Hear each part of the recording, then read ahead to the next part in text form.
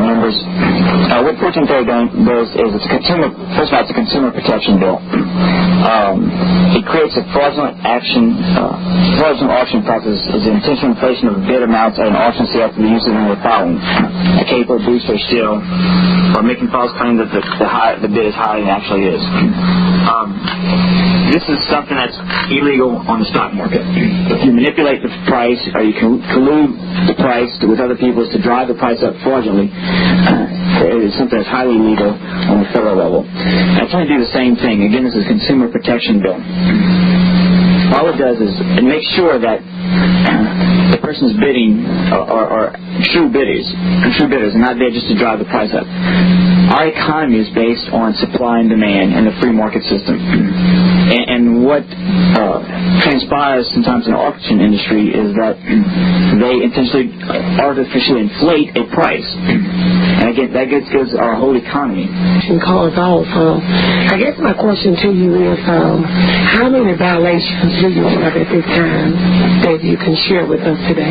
I don't know how many violations there are, but when researching this bill, I found it is pretty much a common practice, and I think that if it wasn't such a common practice, I wouldn't be opposed, I don't think. And there's such opposition because it is prevalent out there. And again, to me, it's theft. It's actually downright theft. When you entice somebody to do more than what the free market is allowing, and you're colluding on the price, that is theft.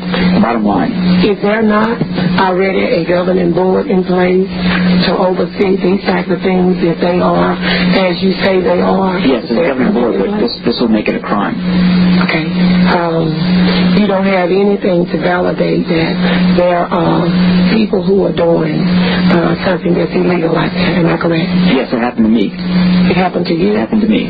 Okay. Other than yourself, do you have any other? Again, researcher, I've talked to some other people that this happened to a lot, but they can never prosecute. There's nothing they can do about it. So they just were much more careful next time they went. So this will not be, and it's nothing against you, really, this will not be a deal because you are upset about what happened. Absolutely not. This is a consumer protection bill. I'm not sophisticated about thank God I was at a stopping price, but this protects the consumer. I mean, I'm protecting my constituents. That's my job. That's why I'm sitting here, to make sure that the price not driven, they don't pay more than the free market allows, that says that an item should go for. And that's why I brought this bill. Okay, and did you know that there are a number of business owners in my district? As of this day, I've not had anyone who were concerned about a complaint. The only thing that I've received this week is calls on top of calls to say that this is a bad bill, and they're asking me to vote against this bill. So that's the reason why I wanted to know how many complaints can you share with us today. Are there any complaints, or do you have anyone that can share complaints with us about this? Like I said, I ran across a bunch of other people that this happened to at other auctions.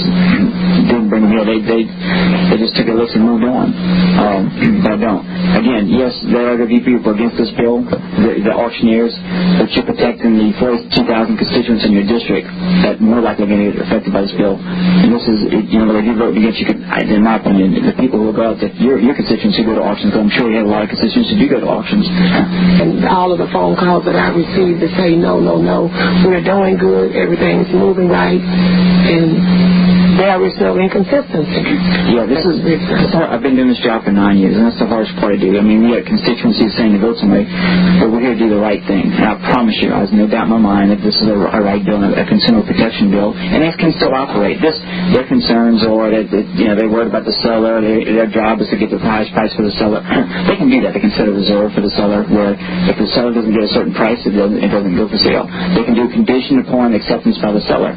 So those arguments that they're going to have, I think, are illegitimate. I mean, they are just here to get a higher price for themselves, make more money for themselves.